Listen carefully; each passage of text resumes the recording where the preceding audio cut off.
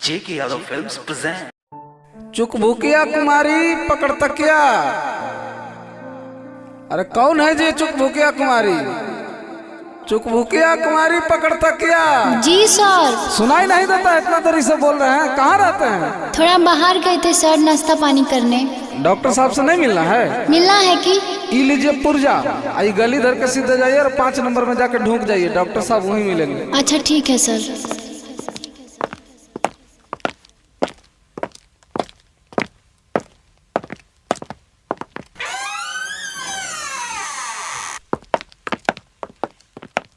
क्या नाम है आपका? डॉक्टर साहब हमार नाम छी चुकभुकिया कुमारी। अच्छा, ये कौन है? ई हमर लभरवा छिए बंसीधर चौधरी। अच्छा, क्या होता है बताइए तो। कथी कहिए सर, हमरा कहे में लाजो लागे छे।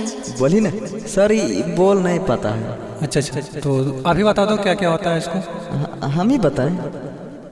ठीक सर। ठीक है बताओ।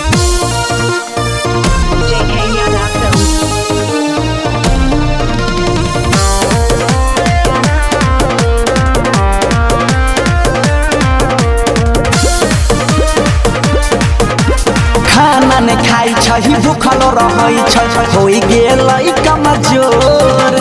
खाना ने खाई छही भूखल रहई छ होई गेलै कमजोर। दिनो तलै छ जहिया सुखल जाई छै थोर। हो डॉक्टरिया लगाबा छौरी के बीमारी बताबा। हो डॉक्टरिया लगाबा छौरी के समस्या बताबा। प्यार में भागले हो सुखले जाय छै दिल में।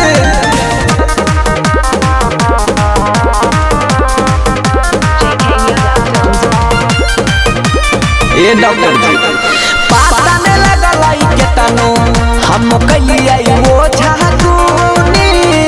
तोरा लोगन एलिया तोहरे नाम हम सोनी सोनी। बोला ना की पोजीशन से हो? पता ने लगलाई के तनो हम कलियै वो झागुनी।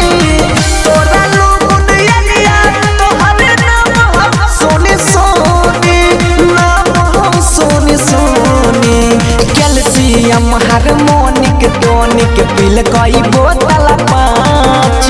बीपी के मशीन लगाई के पानी कइला हो ना जांच। हो डॉक्टरिया लगाबा छौरी के बीमारी बताबा।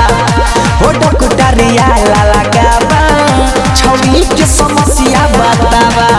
मरवा जाय छै भर्ती खाय पिए नहीं छै हो।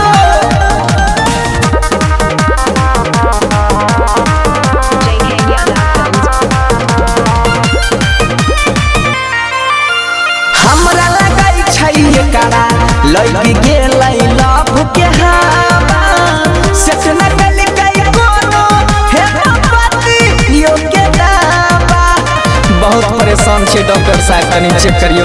हमरा लगाई छै एकरा लग गेलै लव के हवा। सेट न कल कई कोनो हे पति यो के दावा। आयुर्वेदिक के दावा। सूजित मोनिस बनसी कहै छ बतिया साँचे सा। ऐसे पहिले एकरा ऊपर आइल रहै नया। हो डॉक्टरिया लगाबा छौरी के समस्या बताबा। हो डॉक्टरिया लगाबा छौरी के रिएक्शन बताबा। हमरा कुछ पता नहीं छै की भेलै नहीं भेलै। JK Yadav Films